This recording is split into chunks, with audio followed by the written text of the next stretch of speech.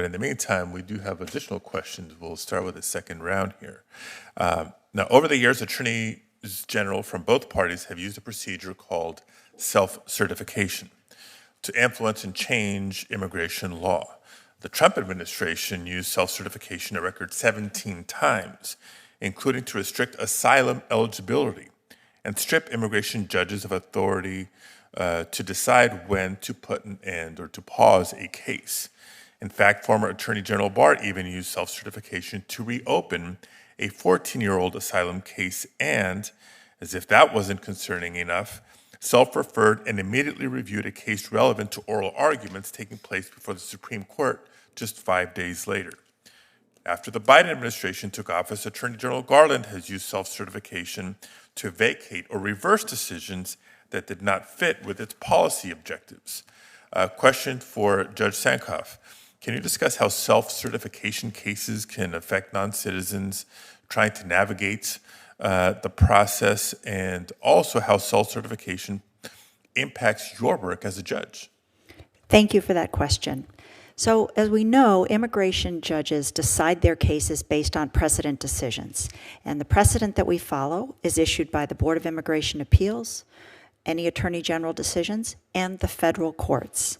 So when a new Attorney General comes into office, they have the authority to certify cases to themselves and essentially rewrite the presiding law that we then all apply.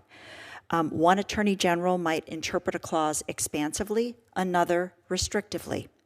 So the IJs are then bound by that new precedent. Now this creates uncertainty throughout all of the parties, throughout the entire system and all of the parties that are appearing before us.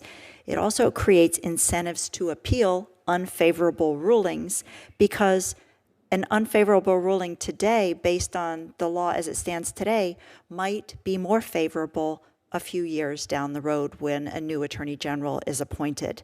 This results in remands, which burdens the court and expands the backlog. Thank you. I also want to bring in Ms. Gambler here for a minute on issues of management and the backlog. Now, thanks in large part to persistent under-resourcing as compared to other immigration enforcement agencies, the courts have long struggled to keep up with the number of cases referred to them by DHS. The court backlog has grown consistently since 2007, as you've laid out. It doubled under the previous administration and further increased during the COVID-19 pandemic, while many courts were physically closed. Despite a record couple of years of case completions under the current administration, the court backlog is now well over 2 million cases and growing. I want to afford you an opportunity to share what steps could EOIR take to help address the backlog. Thank you, Chair. We think it's critically important for EOIR to address the recommendations that GAO has made to it over the years. Those recommendations are really designed to help improve the management and thus help EOIR improve the efficiency of court operations. And there's a particular recommendation that I would like to highlight that is longstanding, and that is the need for EOIR to develop a strategic workforce plan.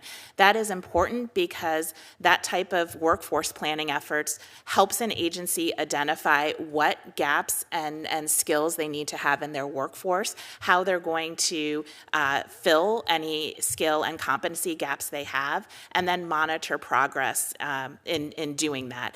A strategic workforce plan also helps an agency be positioned then to speak with Congress about what the resource needs are and how the agency will go about meeting those resource needs. So this is a long-standing recommendation that GAO has made to EOIR. We made it back in 2017. It's actually a priority recommendation, and we think it's critically important that EOIR take action to address that and work on getting a strategic workforce plan in place. Okay, and in the spirit of trying to address the backlog, I keep coming back to the recommendations Mr. Simpson has offered, the reference to whether it's 30 to 70, the 20 to 80, the ratio of successful versus unsuccessful claims. It can change over time. It changes region to region across the country. But to suggest that, well, it's just simply a clogged system. If you can quickly, easily just remove cases without merit and be able to focus the system on those that have more merit. Question actually from a Sankov, you're a natural judge, you deal with this. Are unsuccessful cases all meritless, frivolous?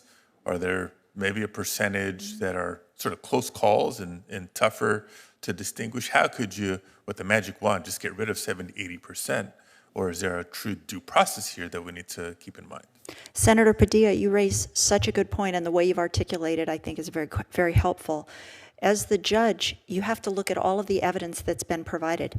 Now, for example, a case may end up being denied because a respondent filed their application for relief a year and 1 day later than the application was required to be filed. You must file within 1 year of arrival. But they want to make a valid argument as to why they missed that deadline.